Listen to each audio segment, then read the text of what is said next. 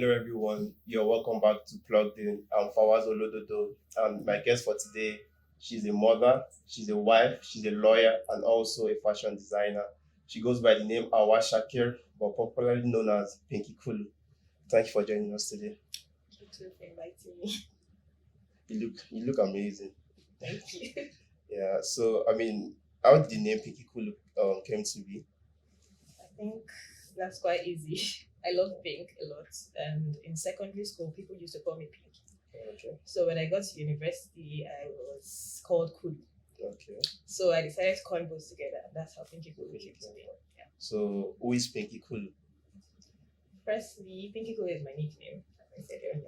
My full name is Hauwa Shakir. I'm a mom, a lawyer, a wife, a fashion designer. Okay.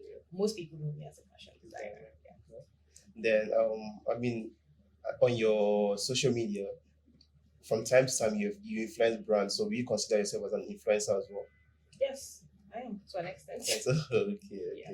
So like I said earlier on, you're a lawyer, Yes. but now you're not doing anything really relating to what you studied in school. Yeah. You're into the fashion line. Yeah. At what point in your life did you realize that fashion was your thing and that was what you wanted to pursue? Okay, so I wished I didn't have to study law. No, okay. Like if I could study fashion designing in school at the time, I would have totally gone for it.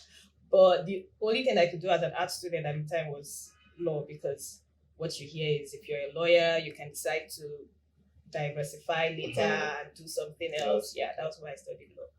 But I've always known that I would not end up practicing, because fashion has always been a part of me, and I really love to write. Like, I think a lot. So I was like, okay, maybe I could do fashion journalism at some point. But I realized that in Nigeria, journalism wasn't really a thing. Exactly, it wasn't a big deal at all. So I said, you know what?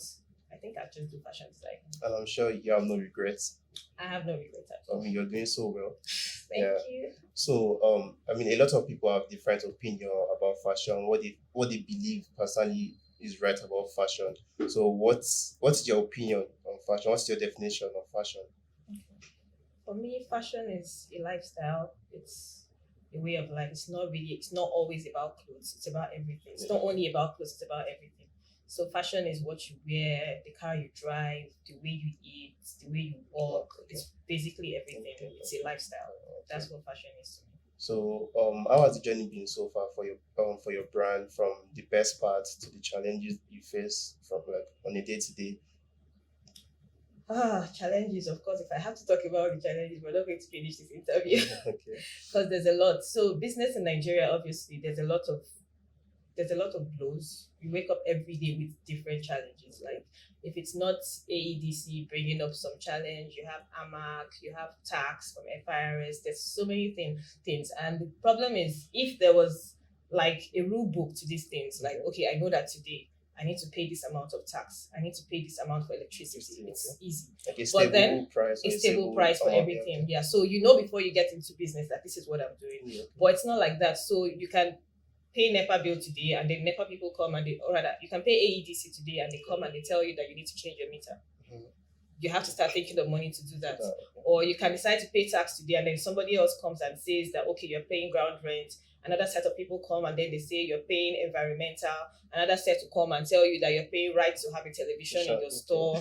And it's just crazy. Like, why can't you just put all these bills together and say, okay, this is how much I'm paying. And then I don't have to go through these crazy bills. And then there's no even light. So when you talk about me paying AEDC, fine, I'll pay AEDC. But then I also have to go and look for fuel. Fuel is also scarce. People won't sell into the gallons for you. So you have all these things to think about, and then you now have your clients again.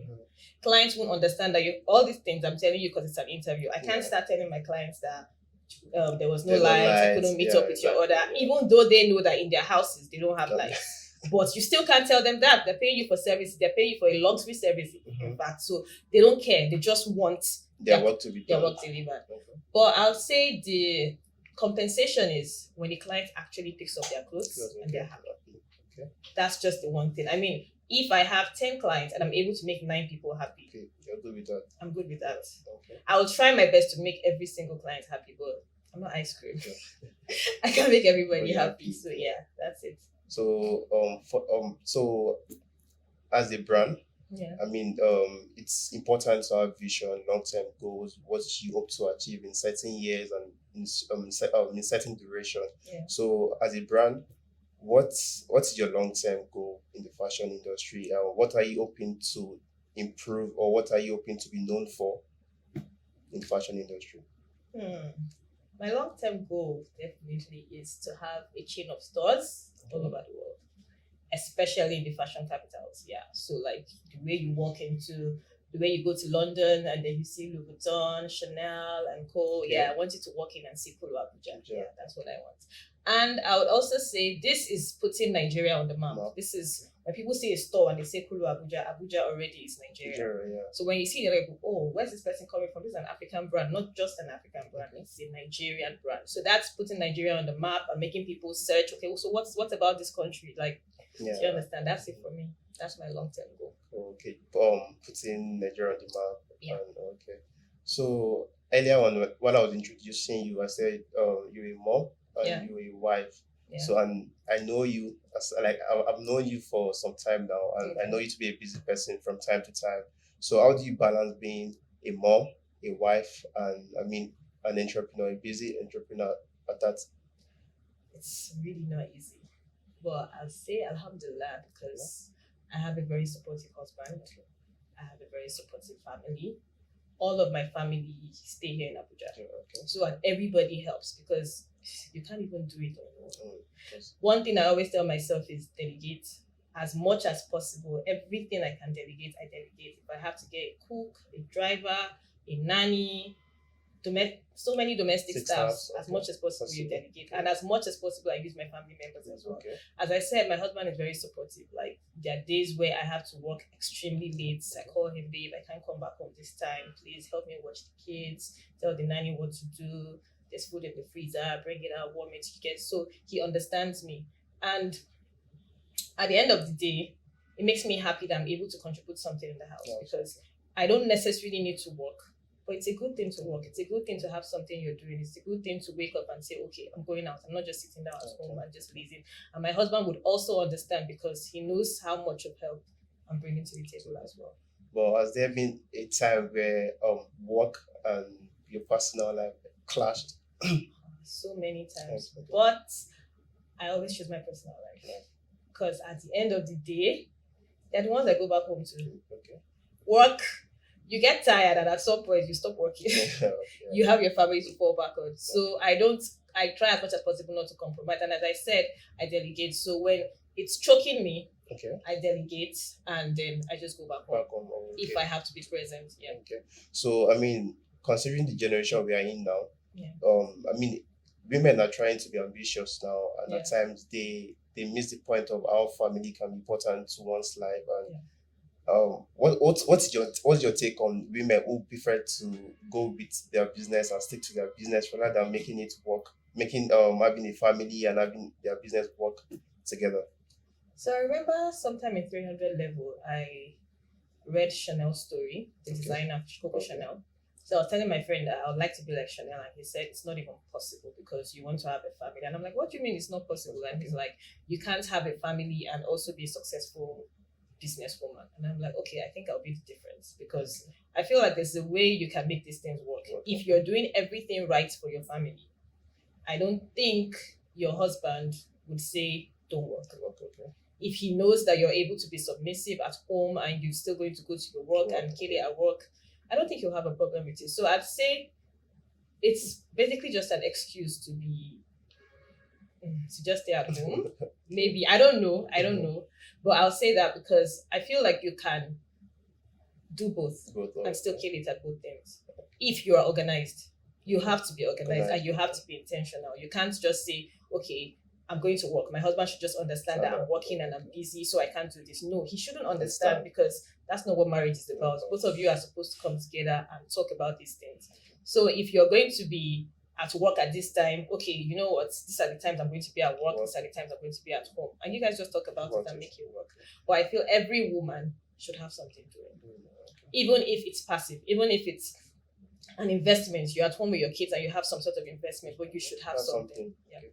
So I mean that was beautiful. But before we continue, before we proceed any further, We'll be going on a quick break and we'll be right back.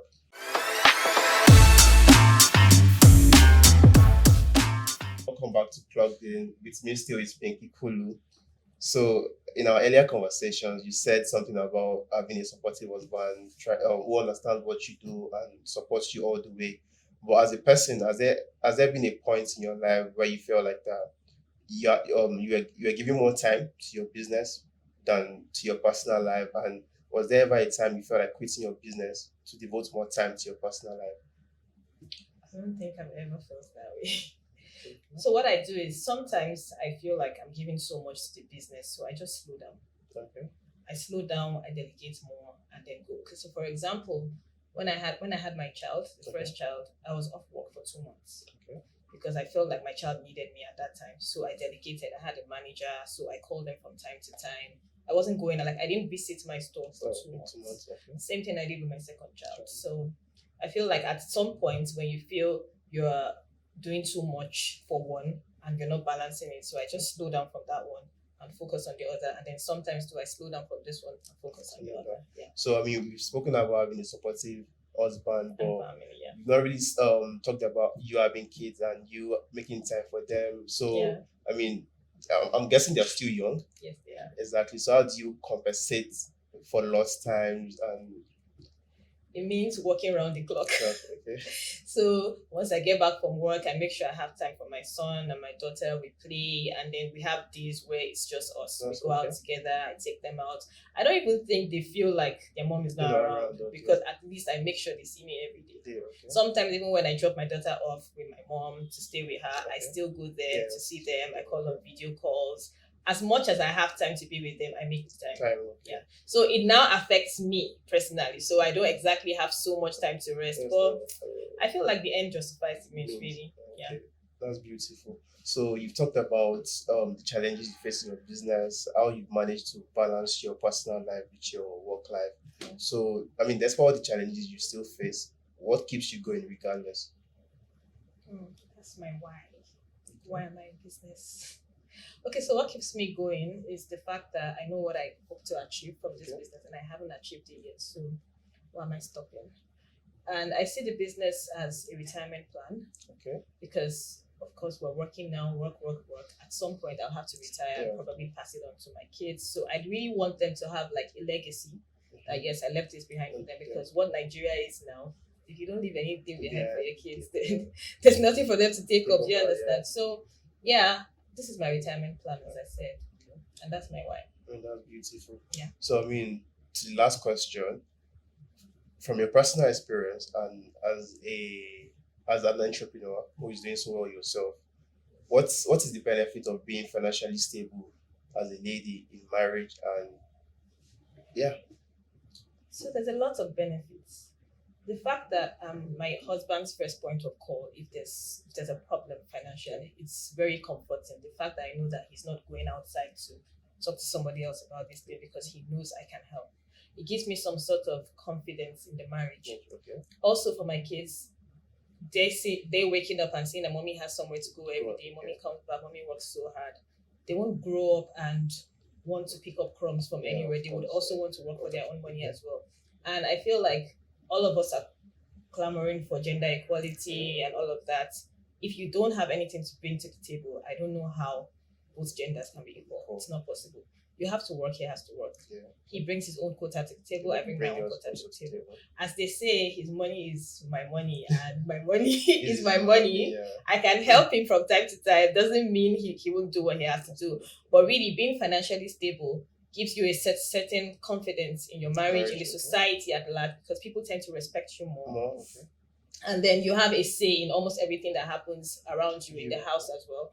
And then you can also take care of your own immediate family members. I mean, you have your mom, your dad, you have siblings as well.